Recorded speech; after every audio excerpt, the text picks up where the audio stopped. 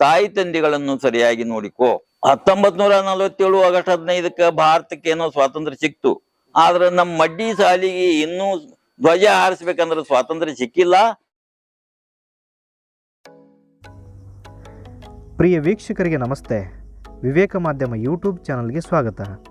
ನಮ್ಮ ಪ್ರತಿಯೊಂದು ಸಂದರ್ಶನ ನಿಮಗೆ ಸ್ಫೂರ್ತಿ ನೀಡಬೇಕೆಂಬುದೇ ನಮ್ಮ ಆಶಯ. ಹಾಗೆ ನಮ್ಮ ಇವತ್ತಿನ ಸಂದರ್ಶನ ಗುರು ಎಂದರೆ ವ್ಯಕ್ತಿಯಲ್ಲ, ಶಕ್ತಿ. ಅಜ್ಞಾನದಿಂದ ಕತ್ತಲೆಯನ್ನು ಕಳೆಯುವಂತಹ ಶಕ್ತಿ. ಅಂತಹ ಶಿಕ್ಷಕ ಶಕ್ತಿ ನಾವೆಲ್ಲ ಹೆಮ್ಮೆ ಪಡುವ ರಾಷ್ಟ್ರ ಪ್ರಶಸ್ತಿ ಪುರಸ್ಕೃತ ಹೆಮ್ಮೆಯ ಶಿಕ್ಷಕರಾದ ಗಂಗಾಧರ್ ರಾಚಯ್ಯ ಮಠ್. ಶ್ರೀಯುತರು ಜನಿಸಿದ್ದು ಗುಮ್ಮಟನಗರಿ, ವಿಜಯಪುರ ಜಿಲ್ಲೆಯ ಚಡ್ಚಣ್ ಗ್ರಾಮದಲ್ಲಿ. ಇವರ ಜನನ 1942 ಜನವರಿ 3ರಂದು. ಬಡ ಕುಟುಂಬದಲ್ಲಿ ಜನಿಸಿದ ಇವರು ತಮ್ಮ ಪ್ರಾಥಮಿಕ ಶಿಕ್ಷಣವನ್ನು ಚಡ್ಚಣ್ ಗ್ರಾಮದಲ್ಲಿಯೇ ಪೂರ್ಣಗೊಳಿಸಿದರು. ಹಾಗೆ ಇವರ ಪದವಿ ಶಿಕ್ಷಣವನ್ನು ಕೂಡ ಚಡ್ಚಣ್ ಗ್ರಾಮದಲ್ಲಿಯೇ ಪೂರ್ಣಗೊಳಿಸಿದರು. ಇವರ NTCH ಶಿಕ್ಷಣವು SSMS ಲಚ್ಚಾಣ್ ಗ್ರಾಮದಲ್ಲಿ ಪೂರ್ಣಗೊಂಡಿತು. ಹಾಗೆ ತಮ್ಮ MA ಪದವಿಯನ್ನು ಕೂಡ ಧಾರವಾಡ ಯೂನಿವರ್ಸಿಟಿಯಲ್ಲಿ 1978ರಲ್ಲಿ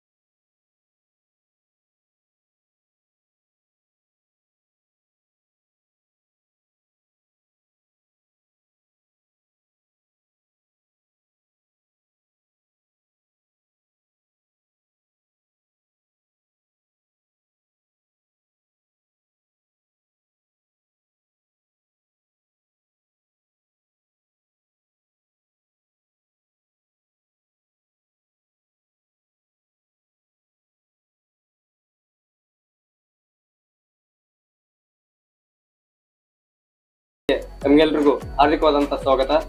ಇವತ್ತು ನಾವು ಮತ್ತೊಬ್ಬರು ಸಾಧಕರನ್ನ ಸಂದರ್ಶನ ಮಾಡ್ತಾ ಇದ್ದೇವೆ. ಇವರನ್ನ ಸಾಧಕರು ಅನ್ನೋಕ್ಕಿಂತ ಎಷ್ಟೋ ಜನರಿಗೆ ಸಾಧನೆ ಮಾಡೋಕ್ಕೆ ಇವರೇ ಸ್ಫೂರ್ತಿ, ಎಷ್ಟೋ ವಿದ್ಯಾರ್ಥಿಗಳಿಗೆ ಇವರೇ ದಾರಿದೀಪ. ಪ್ರತಿಯೊಂದು ಕ್ಷೇತ್ರದಲ್ಲಿ ಬೇಕು ಗುರು. ಮುಖ್ಯವಾಗಿ ಶಿಕ್ಷಣ ಕ್ಷೇತ್ರದಲ್ಲಿ ಎಲ್ಲರಿಗೂ ಒಬ್ಬ ಅತ್ಯುತ್ತಮ ಶಿಕ್ಷಕ ಅಂತ ಬೇಕೇ ಬೇಕು. ಈ ಬಾರಿ ನಮ್ಮ ಸಂದರ್ಶನ ರಾಷ್ಟ್ರ ಪ್ರಶಸ್ತಿ ಪುರಸ್ಕೃತರು, ಸಾಹಿತಿಗಳು, ಪರಿಸರ ಪ್ರೇಮಿಯೂ ಆದಂತ ಗಂಗಾಧರ್ ರಾಚಯ್ಯ ಮಠ್ ಅವರು. ಮುಖ್ಯವಾಗಿ ಇವರು 1993ರಲ್ಲಿ ಜಿಲ್ಲಾ ಆದರ್ಶ ಶಿಕ್ಷಕ ಪ್ರಶಸ್ತಿ, 1994ರಲ್ಲಿ ರಾಜ್ಯ ಆದರ್ಶ ಶಿಕ್ಷಕ ಪ್ರಶಸ್ತಿ, 1997-98ನೇ ಸಾಲಿನ ರಾಷ್ಟ್ರ ಪ್ರಶಸ್ತಿ ಪುರಸ್ಕೃತರು, ಪರಿಸರ ಪ್ರೇಮಿಗಳು, ಸಾಹಿತಿಗಳು. ಇವರು ಸುಮಾರು 5 ಪುಸ್ತಕಗಳನ್ನು ಬರೆದಿದ್ದಾರೆ. ನೆರಳು, ಕಾವ್ಯಕನ್ಯೆ, ದರ್ಶನವಾಣಿ, ದೀನಬಂಧು, ಪರಿಮಳ ಅಂತ. ಇದರಲ್ಲಿ ಒಂದು ಪುಸ್ತಕಕ್ಕೆ ನಡೆದಾಡುವ ದೇವರು ಸಿದ್ದೇಶ್ವರ ಸ್ವಾಮೀಜಿಯವರು ಮುನ್ನುಡಿಯನ್ನು ಬರೆದಿದ್ದಾರೆ. ಮತ್ತು ಅದರಂತೆ ನಡೆದಾಡುವ ದೇವರು ಸಿದ್ದೇಶ್ವರ ಸ್ವಾಮೀಜಿಗಳು ಆತ್ಮೀಯ ಒಡನಾಡಿಗಳು ಆದಂತ ಶ್ರೀಯುತ ಗಂಗಾಧರ ರಾಚಯ್ಯ ಮಠ್ ಅವರಿಗೆ ಕಾರ್ಯಕ್ರಮಕ್ಕೆ ಹಾರ್ದಿಕವಾದಂತ ಸ್ವಾಗತ. ಸರ್ ನಮಸ್ಕಾರ. ಸರ್, ನಿಮ್ಮ ಬಾಲ್ಯ ಮತ್ತು ಶಿಕ್ಷಣದ ಬಗ್ಗೆ ಹೇಳಿ. 1956ರಲ್ಲಿ ನಾನು PSC ಪಾಸ್ ಆದೆ. ಆವಾಗ ಪ್ರೈಮರಿ ಸ್ಕೂಲ್ ನಮ್ಮ ಶ್ರೀ ಚಿಂಪಿ ಲಿಂಗಣ್ಣವರು ಮುಖ್ಯ ಗುರುಗಳಾಗಿದ್ದರು. 1960 SSC ಮಾಧ್ಯಮಿಕ ಶಾಲೆ. ಆವಾಗ ನಮ್ಮ ಶ್ರೀ ಸಿದ್ದೇಶ್ವರ ಸ್ವಾಮೀಜಿಯವರು ನಮ್ಮ ಸ್ಕೂಲ್ ಕ್ಲಾಸ್ಮೇಟ್ ಅಲ್ಲ, ಸ್ಕೂಲ್ಮೇಟ್ ಆಗಿದ್ದರು. 1961ರಲ್ಲಿ ನಾನು TCH ಪಾಸಾಗಿ ಶಿಕ್ಷಕ ನೌಕರಿಗೆ ಸೇರಿಕೊಂಡೆ. ಆನಂತರ 1976ರಲ್ಲಿ BA, ಅದ ನಂತರ 1978ರಲ್ಲಿ ಸ್ನಾತಕೋತ್ತರ ಪದವೀಧರ MA ಪಾಸ್ ಆದೆ. ಕನ್ನಡ ವಿಷಯ ತೆಗೆದುಕೊಂಡು ಪಾಸ್ ಆದೆ. ಸರ್, ನಿಮ್ಮ ಮತ್ತು ಸಿದ್ದೇಶ್ವರ ಸ್ವಾಮೀಜಿಯವರ ಒಡನಾಟ ಹೇಗಿತ್ತು ಸರ್? ನಾವು ಮತ್ತು ಸಿದ್ದೇಶ್ವರ ಸ್ವಾಮಿಗಳು, ನಡೆದಾಡುವ ದೇವರು ಸಿದ್ದೇಶ್ವರ ಸ್ವಾಮಿಗಳು ಒಂದೇ ಸ್ಕೂಲ್ನಲ್ಲಿ ಓದುತ್ತಿದ್ದೆವು. ಅದ ನಂತರ ನಾನು ಶಿಕ್ಷಕನಾದ ಬಳಿಕ 1984ರಲ್ಲಿ ನಾನೊಂದು 3ನೇ ಪುಸ್ತಕ ಬರೆದೆ. ಅದರ ಹೆಸರು ದರ್ಶನವಾಣಿ. ಅದಕ್ಕೆ ಅವರೇ ಸದ್ಭಾವನೆ ಅಂತ ಹೇಳಿ ಮುನ್ನುಡಿ ಬರೆದಿದ್ದಾರೆ. ಸರ್, ಸಿದ್ದೇಶ್ವರ ಸ್ವಾಮೀಜಿಯವರು ಮುನ್ನುಡಿಯನ್ನ ಏನಂತ ಬರೆದಿದ್ದಾರೆ ಸರ್? ನೀವು ಅದ್ರ ಬಗ್ಗೆ ಹೇಳ್ಬೋದು. ನನ್ನ ದರ್ಶನವಾಣಿ ಪುಸ್ತಕಕ್ಕೆ ಸಿದ್ದೇಶ್ವರ ಸ್ವಾಮಿಗಳು 1984ರಲ್ಲಿ ಮುನ್ನುಡಿ ಬರೆದಿದ್ದಾರೆ. ಅದರ 4 ಸಾಲು ಹೀಗೆ: ಅಚ್ಚರಿ ಉಂಟು ಮಾಡುವ ಹೊತ್ತಿಗೆ 4-5 ದಶಕಥೆಗಳು ಇದರಲ್ಲಿ ಕಲ್ಪಿಸಿ ಬರೆದವುಗಳಲ್ಲ. ನಡೆದು ಹೋದ ಸಂಗತಿಗಳನ್ನು, ಕಾಣಬಂದ ಕನಸುಗಳು, ಕನಸಿನ ಜಾಡಿನಲ್ಲಿಯೇ ರೂಪುಗೊಂಡ ನನಸುಗಳು, ಬರಹದಲ್ಲಿ ಆಡು ಮಾತಿನ ಸೊಬಗು, ಮಿತವಾದ ಶಬ್ದ ಬಳಕೆ, ಕೇಳಲು ಸವಿಯಾದ ಶೈಲಿ, ಓದುಗರ ಕುತೂಹಲ ಹೊತ್ತಿಗೆ ಮುಗಿಯುವವರೆಗೂ ಸಾಗುತ್ತದೆ. ವಿದ್ಯಾವಂತರು, ಸಾತ್ವಿಕರೂ ಆದ ಲೇಖಕರು ಪ್ರಾಮಾಣಿಕವಾಗಿ ತಮ್ಮ ಬದುಕಿನ ಘಟನೆಗಳನ್ನು ಲೇಖಿಸಿದ್ದಾರೆ. ಅವರು ಕಂಡ ಕೆಲವು ಕನಸುಗಳು ನಿಜ ಜೀವನವನ್ನು ಪೂರ್ವಭಾವಿಯಾಗಿಯೇ ಪ್ರತಿಬಿಂಬಿಸಿವೆ.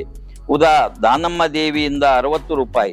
ಗುಣ ಪರೀಕ್ಷೆ, ಎಚ್ಚರಿಕೆ, ಕರುಳಿನ ಕೂಗು, ನಿಂಬರ್ಗಿಗೆ ಹೋಗು, ಮಳೆ ಮಿಂಚು ಇತ್ಯಾದಿ. ಇನ್ನು ಕೆಲವು ಕನಸುಗಳು ಬಹು ಸೂಚ್ಯವಾಗಿ, ಸಾಂಕೇತಿಕವಾಗಿ ಭವಿಷ್ಯತ್ತನ್ನು ನಿರ್ದೇಶಿಸಿವೆ. ಹರಿದು ಬಂದ ಗಂಗೆ, ಬದಲಾದ ತಾಟು, ಒಡೆದ ಕನಸು, ಸತ್ಯದೇವನ ಕೃಪೆ, ನೀರಿನಲ್ಲಿ ಬಿದ್ದ ನೋಟು, ಮಿತ್ರ ಭೀತಿ ಇತ್ಯಾದಿ. ಹೊತ್ತಿಗೆಯ ಕೊನೆಯ ಭಾಗದಲ್ಲಿರುವ ಕನಸುಗಳು ನಾಡಿನ ರಾಜಕೀಯ ಮುನ್ನೋಟಗಳು. ಕನಸುಗಳಿಗೂ ಹೊರಜೀವನಕ್ಕೂ ಇಷ್ಟು ಮೇಳ ಅಪರೂಪ.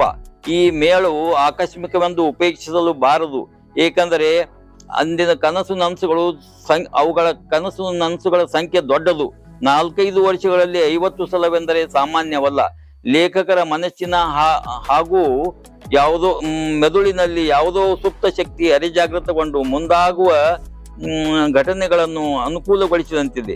ನಿಜವಾಗಿಯೂ ಮಾನ್ಯ ಲೇಖಕರು ಮನೋವಿಜ್ಞಾನಿಗಳ ಶೋಧನೆಗೆ ಅರ್ಹರು.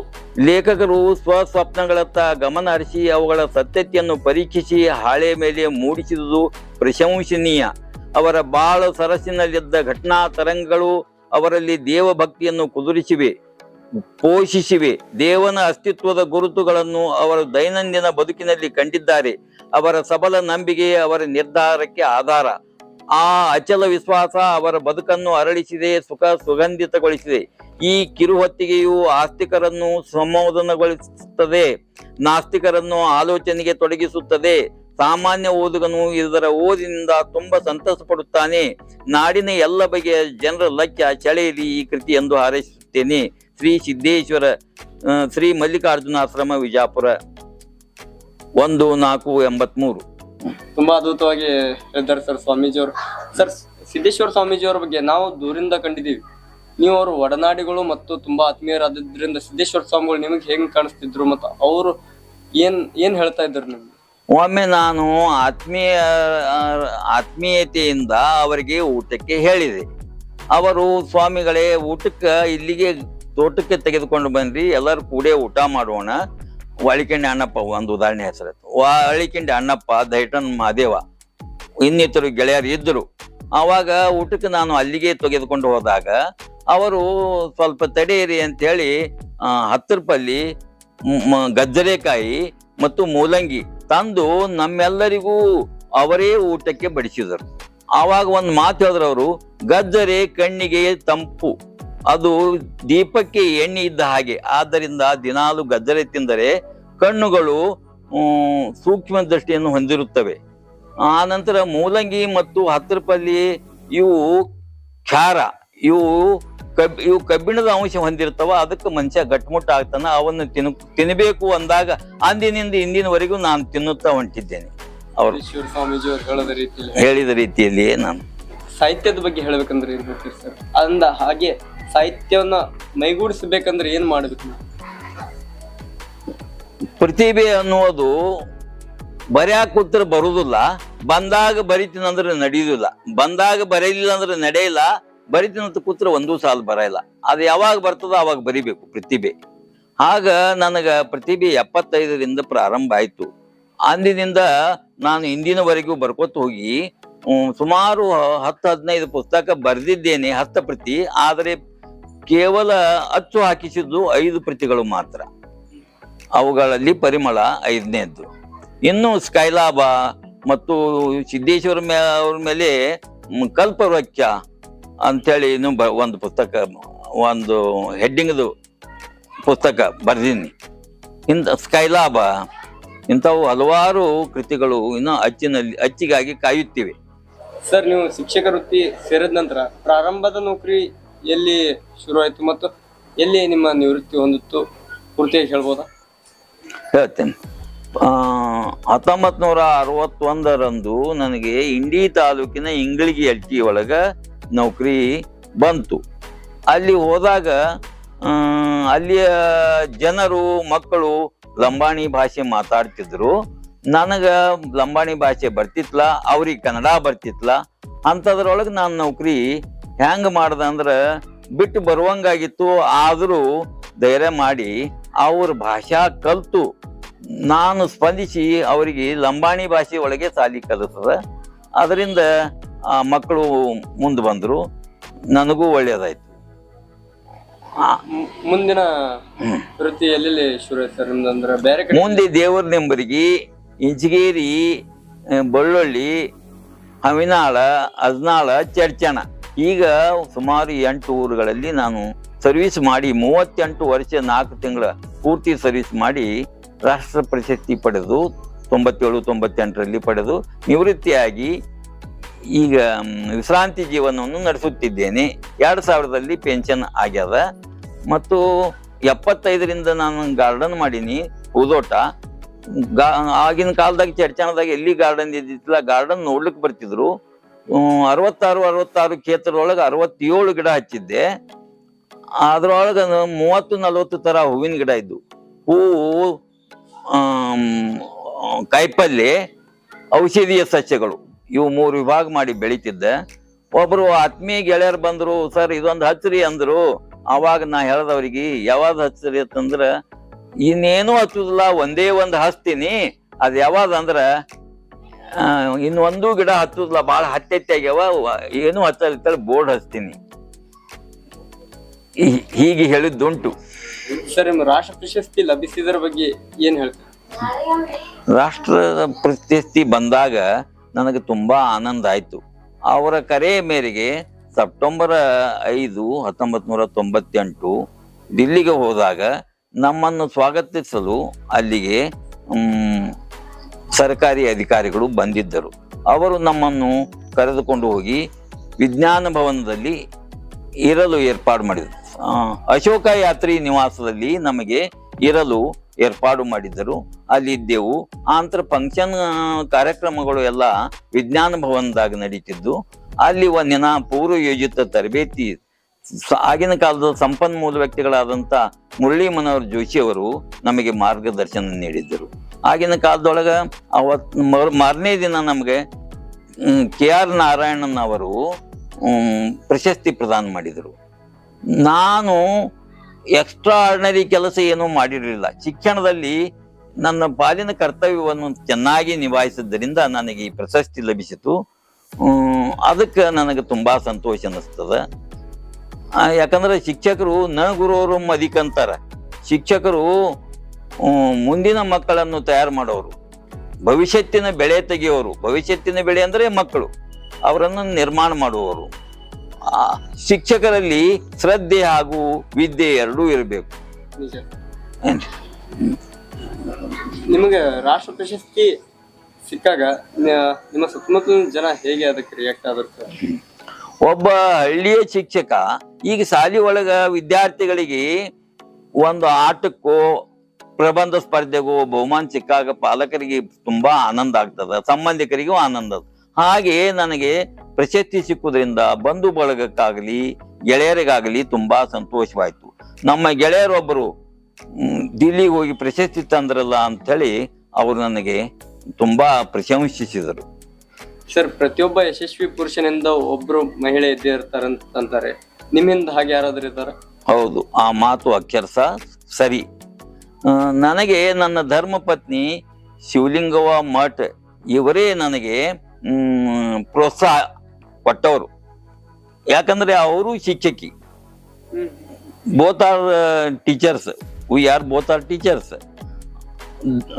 ನಾನು ಕಲಿಯುತ್ತಾ ಶಿಕ್ಷಣ ಹೆಚ್ಚಿನ ಅಭ್ಯಾಸ ಇಷ್ಟಕ್ಕೆ ತೃಪ್ತನಾಗದೆ ಇನ್ನೂ ಹೆಚ್ಚಿಗೆ ಕಲಿಬೇಕಂತೇಳಿ BA MA BA ರೆಗ್ಯುಲರ್ ಮಾಡ್ಕೊಂಡೆ. ನಮ್ಮ ಸಂಸ್ಥಾದವರು ಹೊಸದಾಗಿ 70ರೊಳಗೆ ಕಾಲೇಜ್ ಪ್ರಾರಂಭ ಆದ ಬಳಿಕ ಅವರಿಗೆ ಸಂಖ್ಯಾ ಬೇಕಾಗಿತ್ತು, ನಮ್ಗೆ ಹೆಚ್ಚಿನ ಜ್ಞಾನ ಬೇಕಾಗಿತ್ತು. ಅದಕ್ಕೆ ನಮಗೊಂದು ಟೈಮ್ ಟೇಬಲ್ ನಮ್ಮ ಶಾಲೆಯ ಅವಧಿ ಹೊರತುಪಡಿಸಿ ಅವ್ರ ಟೈಮ್ ಟೇಬಲ್ ಇಟ್ಟುದರಿಂದ ನಮಗ ಇಲ್ಲಿ BA ಗ್ರಾಜ್ಯುಯೇಟ್ ಆಗಲು ಸಹಾಯವಾಯಿತು ಶಿಕ್ಷಣ ಸಂಸ್ಥೆ.